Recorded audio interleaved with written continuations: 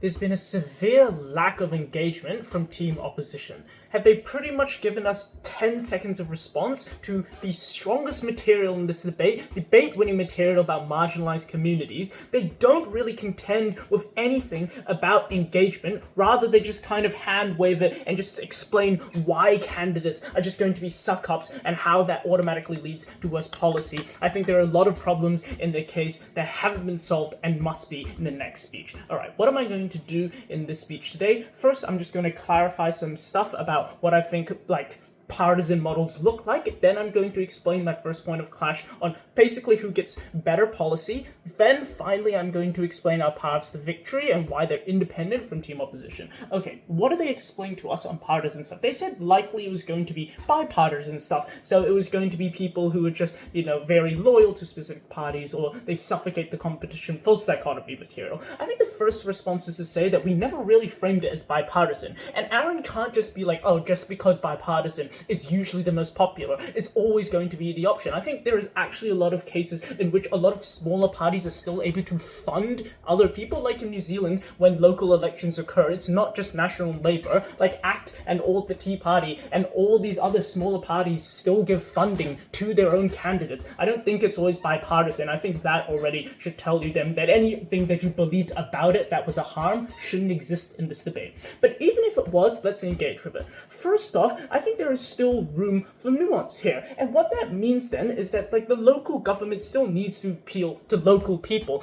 Yes, there's going to be a level of high impacting because people affiliated with the national government, but obviously there are still lots of things like Aaron explains to you that are really important, like maintaining roads. So obviously if people aren't engaging with that, then there isn't going to be anything that changes. So I think always that if you believe local politics is local, there is still obviously going to be some level of nuance and some level of appeal to local aspects that actually need to be changed. It doesn't really matter then if it's bipartisan or not. If you believe then that people aren't going to vote for things that don't actually change their community, then you should believe that just because it's bipartisan, it doesn't really matter. Comparatively, what does this mean? I think first off, because they didn't really deal with any of the engagement material, they just kind of automatically lose out on this. And we can say then that the scale is significantly larger for us because of all the funding material that also doesn't really get responded to by Aaron. I think at that point we're relatively able to to prove that one,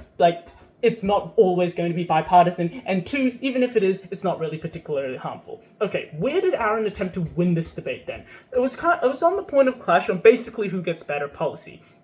What did we explain to you? We said that people were more likely to be more educated because they have specific frameworks that they're able to use when they're affiliated with specific parties, but also because that they have to do things in a specific way that is kind of important, in a specific way that is particularly feasible, and not just going for incredibly small things that aren't really that useful, like just building a park, or going for incredibly large things that they'll never be able to achieve because they feel like that since there's a lack of engagement, then that means they have to go for kind of extreme sides of policy. Aaron's way of getting around this is by explaining to you that the candidates are going to be terrible. Why? Because they're going to be suck-ups. A few reasons why we think this isn't true. First off, I think we think that if you believe that all the material he explains to you about parties needing to pick someone who's going to give them the most power, then what you believe then is they're going to pick the person who's most popular. If you believe that then popular people obviously still have a level of control. The parties aren't in control here. It's really the popular people in local elections who are saying which party they wish to align with. The power structures are completely different from what Aaron tried to explain to you. I think what that means then is still that local politicians are still the people who are in charge here. So that means that any of the material about just because they suck up automatically means they're an incredibly bad person doesn't necessarily matter in this debate because they're the ones that are actually in power. But second, I want to question essentially why this is actually that bad.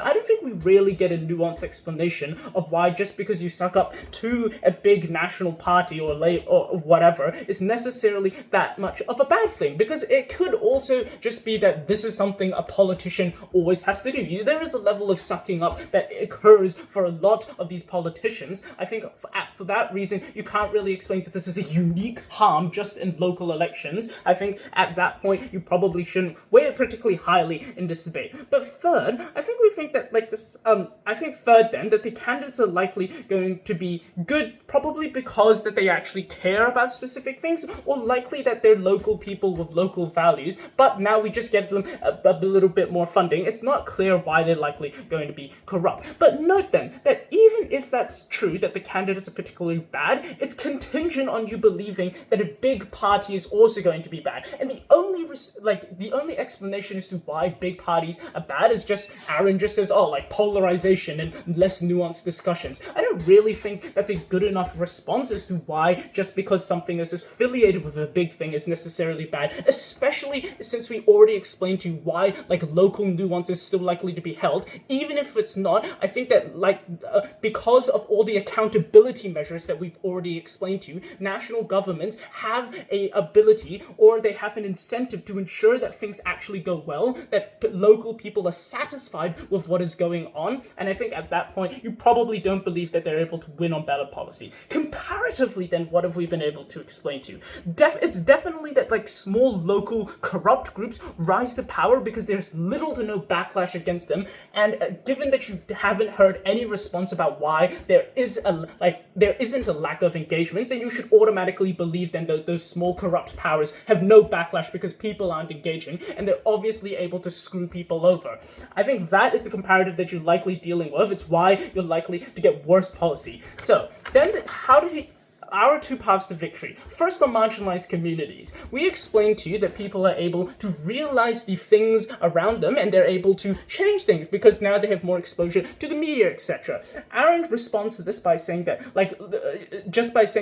if it's local, it's automatically more nuanced and like the brownie point stuff. I think we've already explained to a sufficient level why there's still likely to be a level of nuance, even if you're affiliated with a national party. But what are we able to get then? First off, you just get more maintenance for areas that are specifically vulnerable, like you get better public transport. You don't just get like all the funding going into incredibly rich areas, given that you believe that it's likely going to be relatively corrupt people in power, but you also get stuff like Fiona explained to you, better rates for specific areas, but also that the national government does more social changes. Even if it's something that is relatively tokenistic, I think it's fine to have them just engaging with it in general. I think the fact that he doesn't really give you any good responses onto the most powerful point in this debate automatically means we win. But even if you didn't think that was important, I think we still won on better policy, because we're able to explain to you effectively what their one mechanism about candidates not being good, and comparatively we're able to say, one, there's like all the accountability and association stuff, which makes it much more truthful, much more legitimate, but second, that also parties are also local governments are able to work together much better with each other, but also with the national government. And finally, that you actually educate politicians and local governments to be able to do feasible things that is obviously positive, proud to propose.